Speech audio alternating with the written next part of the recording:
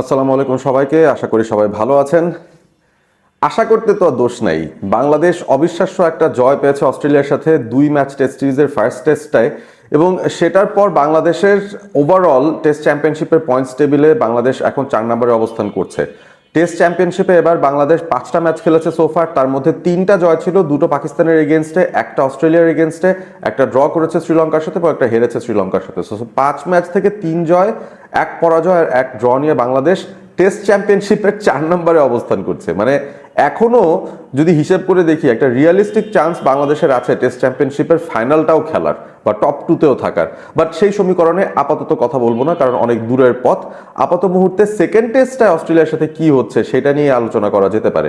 Second টেস্টটা শুরু হচ্ছে কবে? 22 আগস্ট শুরু হচ্ছে, 22 থেকে 26 আগস্ট দ্বিতীয় টেস্টটা শুরু হবে, এবং এমন একটা মাঠে এই টেস্টটা আয়োজিত হচ্ছে যে মাঠে এর আগে কোনোদিন কোনো পুরুষ টেস্ট ক্রিকেট বা মেন্স টেস্ট ক্রিকেট ম্যাচ কোনোদিন হয়ইনি। মানে এই নতুন যে ভেন্যুটা হচ্ছে basically the Great Barrier Reef Arena Mackay, এই ভেন্যুটার ডেবিউ হচ্ছে, পুরুষদের টেস্টের ডেবিউ হচ্ছে এই ভেন্যুটার এই বাংলাদেশ অস্ট্রেলিয়া ম্যাচটার মধ্য দিয়ে। অর্থাৎ যেই আননোন কোয়ান্টিটি নিয়ে অস্ট্রেলিয়া ধুঁকছিল, ডারউইনে তারা মোটামুটি 20-22 বছর পরে একটা টেস্ট ম্যাচ খেলেছে এবং সেখানে বাংলাদেশকে তারা ইনভাইট করেছিল। তাদের বেস্ট যে ভেন্যুগুলো আছে সেখানে তারা বাংলাদেশকে ইনভাইট করেনি। তারা ভেবেছিল এটা একটা লো প্রোফাইল টেস্ট ম্যাচ হবে, প্রথম টেস্টটা ডারউইনে খেলি, দ্বিতীয় টেস্টে আমরা ম্যাকেইকে একটা ডেবিউ দেই।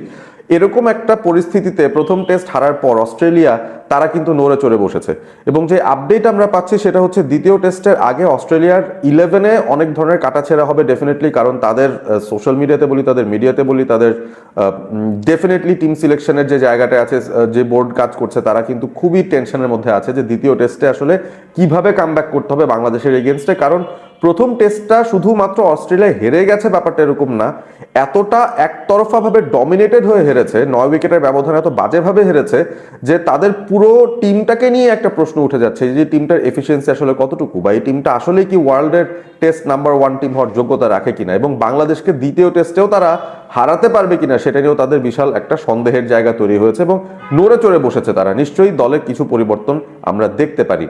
তবে ইন্টারেস্টিং যে বিষয়টা সেটা হচ্ছে এই যে ব্যারিয়ার রিফ ম্যাকেতে খেলাটা হবে, এখানের উইকেটটা কেমন, আউটফিল্ডটা কেমন, কি ধরনের পরিস্থিতি তৈরি হতে পারে, সেগুলো নিয়ে কিন্তু এখন কাটা ছেঁড়া চলছে বিস্তর লেভেলে দুটো জায়গা থেকেই। মানে বাংলাদেশ তো ডেফিনেটলি তাদের যতটুকু ইনফরমেশন নেওয়া পসিবল হবে সেই ভেন্যুর ব্যাপারে বা সেই পিচের ব্যাপারে, সেই আউটফিল্ডের ব্যাপারে, সেই কন্ডিশনের ব্যাপারে, সেটা কিন্তু তারা নেওয়ার চেষ্টা করবে। বাট অস্ট্রেলিয়ানরাও কিন্তু নেওয়ার চেষ্টা করছে, কারণ এই মাঠে কোনোদিন টেস্ট ক্রিকেটই হয়নি, প্রথমবারের মতো টেস্ট ক্রিকেট খেলা হবে এই মাঠে। সো এইখানে উইকেটটার আচরণটা কেমন হতে পারে, এখানের আবহাওয়ার কন্ডিশনটা কি হতে পারে, টস জেতার পরে আসলে কোন সিদ্ধান্তটা ভালো হতে পারে, 5 দিনের মধ্যে কোন কোন সময়ে এই উইকেটের চরিত্র বদলে যেতে পারে, এই বিষয়গুলো নিয়ে কিন্তু খুব বেশি কাটাছেঁড়া হচ্ছে এই মুহূর্তে। এবং ইন্টারেস্টিং একটা খবর পেয়েছি, যমুনা টেলিভিশনের একটা শো হয়েছিল, সাইদ আবিদ হোসেন সামি হোস্ট করেছিলেন, স্যাটারডে নাইট স্পোর্টস।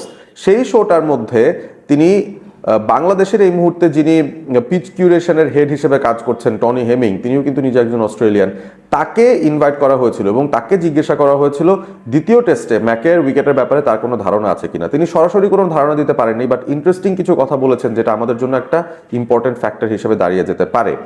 তিনি যেটা বলেছেন সেটা হচ্ছে তার একজন বন্ধু আছেন, বেসিক্যালি তিনি গ্যাবার হেড কিউরেটরও, এবং তাকে নাকি পাঠানো হয়েছে ম্যাকেতে ওই উইকেটটা তৈরি করার জন্য, বা গ্যাবার উইকেটের যিনি কিউরেটর তিনি ম্যাকের উইকেটের কিউরেটর, এবং এই উইকেটটা তিনি তৈরি করছেন। সো এই উইকেটের আচরণটা কেমন হতে পারে, আমরা তার মানে গ্যাবার যেই উইকেটটা যেমন হয়, সেই ব্রিসবেনের গ্যাবার উইকেটের যেই চারিত্রিক বৈশিষ্ট্য সেগুলো একটু বিশ্লেষণ করলেই বুঝতে পারবো যে আসলে ম্যাকেতেও কিরকম উইকেট আমরা এক্সপেক্ট করতে পারি এবং অস্ট্রেলিয়া আসলে কোন পন্থায় বাংলাদেশকে হারাতে চাইবে। গ্যাবার যে উইকেটটা সাধারণত খুবই extra pace, extra bounce, steep carry এবং সেই সাথে লাইভলি মুভমেন্ট প্রডিউস করতে থাকে, এবং সেটা আমরা দেখেছি। গ্যাবার উইকেটগুলো এখন এমন চরিত্র হয়ে গেছে সেখানে বোলাররা প্রিডমিনেন্টলি ডমিনেট করেন, পেসাররা ডমিনেট করেন, স্পিনাররাও ডমিনেট করেন, যারা টল স্পিনার্স আছেন, যারা এক্সট্রা বাউন্স এক্সট্রাক্ট করতে পারেন, তারা সেখানে ডমিনেট করেন। সো ওভারঅল পুরোপুরি একটা পেস বোলিং প্যারাডাইসে গ্যাবাতে সাধারণত খেলা হয়, এবং গ্যাবার কিউরেটর যেহেতু ম্যাকেতে ইনভলভ হচ্ছেন বা তিনি সেখানে উইকেট তৈরি করছেন, আমার তো যেটা ধারণা অস্ট্রেলিয়া বাংলাদেশকে পেস আউট করে ফেলতে চাইবে।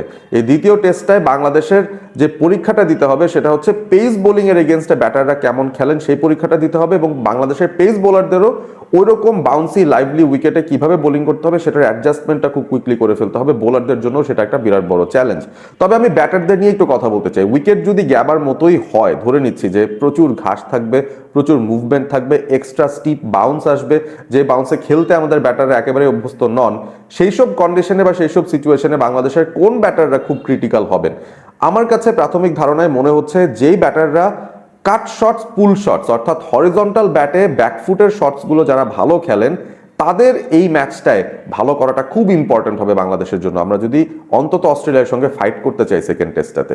এবং সেই জায়গাটায় প্রথম যেই নামগুলো চলে আসে, অবশ্যই মুশফিকুর রহিমের নাম চলে আসবে, কারণ Mushfiqur Rahim is an all-round cricketer. আমার কাছে মনে হয় যে তার ব্যাটিংয়ে দুর্বলতার জায়গা বলতে তেমন কিছুই নেই, তার সব ধরনের শর্ট রেঞ্জ আছে, এবং পেস স্পিন দুটো ধরনের বোলিং এর এগেনস্টে তার সব ধরনের শটসের রেঞ্জ আছে।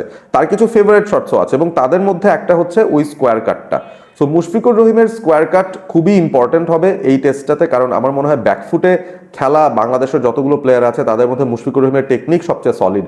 সুতরাং তার কাছ থেকে একটা বড় কিছু বা মেইন রোলটা তিনি প্লে করবেন সেরকম একটা এক্সপেকটেশন বাংলাদেশের ফ্যান্সদের বা আমাদের ডেফিনেটলি থাকতেই পারে। এবং সেই সাথে মমিনুল হক, তারও কিন্তু favourite shot cut square of the উইকেটে, এবং পুল শটটাও তিনি মোটামুটি খেলতে পারেন। যদিও পুল শটে অনেক সময় আমরা দেখেছি যে তার কিছুটা দুর্বলতা আছে বা সেখান থেকে তিনি আউট হয়েছেন, বাট কাট শটটা তার গো টু একটা শট, এবং সেই জায়গাটা আমার মনে হয় খুব ইম্পর্টেন্ট একটা রোল তিনি প্লে করবেন। ওপেনিং পজিশনের যেই দুজন ব্যাটার আছেন তাদের একটা ইম্পর্টেন্ট রোল থাকবে। তানজিদ তামিমকে আমরা দেখেছি ফার্স্ট টেস্টে দুর্দান্ত স্কোয়ার অফ দ্য উইকেট কাট খেলেছেন তিনি, সুতরাং তার কাছ থেকেও কিন্তু সেরকম কিছু একটা আমরা এক্সপেক্ট করতে পারি। আর অবভিয়াসলি সাদমান ইসলাম, তার টেকনিক বেশ ভালো, এই ধরনের উইকেটে আমার মনে হয় ধৈর্যের পরীক্ষায় তিনি উত্তীর্ণ হয়ে যেতে পারেন।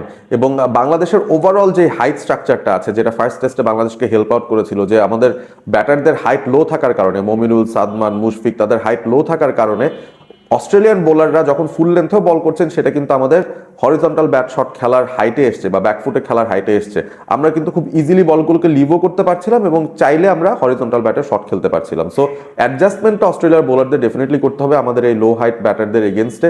উইকেট যতই স্টিপ বাউন্সি হবে ততই কিন্তু লেন্থ অ্যাডজাস্টমেন্টটা দুই দলের বোলারদের জন্য চ্যালেঞ্জ হবে, এবং ব্যাটারদের জন্য যে চ্যালেঞ্জ, ব্যাকফুট ওরিয়েন্টেড গেম যারা ভালো খেলেন তাদের সেদিকে ডেফিনেটলি মনোযোগ রাখতে হবে। নাজমুল হোসেন শান্তর কথাটা দিয়ে ভিডিওটা শেষ করতে চাই। তিনি কিন্তু দারুণ একজন পুলার এবং হুকার। এই মুহূর্তে বাংলাদেশের এই ব্যাটিং লাইন আপে টেস্ট দলটার মধ্যে যদি সবচেয়ে ভালো পুল শট খেলতে পারেন বা হুক খেলতে পারেন একজন প্লেয়ার, তার নামই কিন্তু নাজমুল হোসেন শান্ত। সুতরাং তিনিও খুবই খুবই ইম্পর্টেন্ট হবেন এই ব্যাকফুট ওরিয়েন্টেড গেমটাতে। সো গ্যাবার মতো উইকেট বানানো হোক ম্যাকেতে, সমস্যা নাই, ব্যাটারদেরকে এখন তাদের ব্যাকফুট ওরিয়েন্টেড গেমটাতে ফোকাস করতে হবে। এবং মুশফিকুর রহিম, মমিনুল হক, টপ অর্ডারের দুজন সাদমান, তানজিদ তামিম এবং শান্ত, এদের যে ব্যাকফুটে খেলার এক্সপার্টিজ আছে সেটাকে কিন্তু পুরোপুরি প্রস্ফুটিত করতে হবে এই ম্যাচটাতে। না হলে এই ম্যাচটা অস্ট্রেলিয়া আমাদেরকে ধরাশায়ী করে দেওয়ার প্ল্যান করে নামছে, তারা কিন্তু ধরাশায়ী করে দেওয়ার প্ল্যান করে নামছে। এই ব্যাপারটা আমাদের ডেফিনেটলি মাথায় থাকতে হবে। ভালো থাকবেন সবাই, সাবস্ক্রাইব করবেন অল স্পোর্ট এবিপি, কমেন্ট করে জানিয়ে দেবেন এই ধরনের উইকেটে বাংলাদেশের কোন ব্যাটাররা সবচেয়ে ইম্পর্টেন্ট হতে পারেন।